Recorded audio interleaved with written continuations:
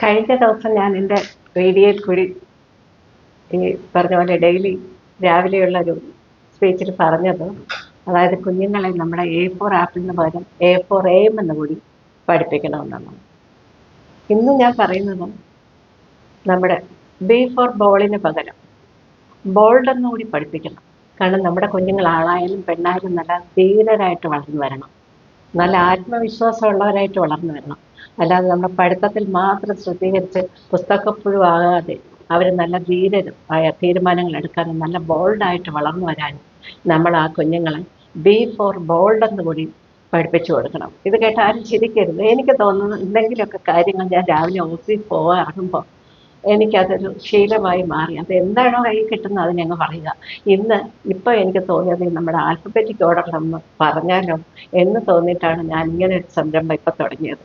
അപ്പോൾ അതുകൊണ്ട് എല്ലാവരും, മീൻസ് വലിയ ആളുകൾക്കും പറ്റിയൊരു സംഭവമാണ്. നമ്മളെപ്പോഴും ബോൾഡായിരിക്കണം. എല്ലാ കാര്യത്തിലും ഒരു തീരുമാനമെടുക്കുന്നതിൽ എന്തിനും എപ്പോഴും നമ്മൾ ബോൾഡായിരിക്കും.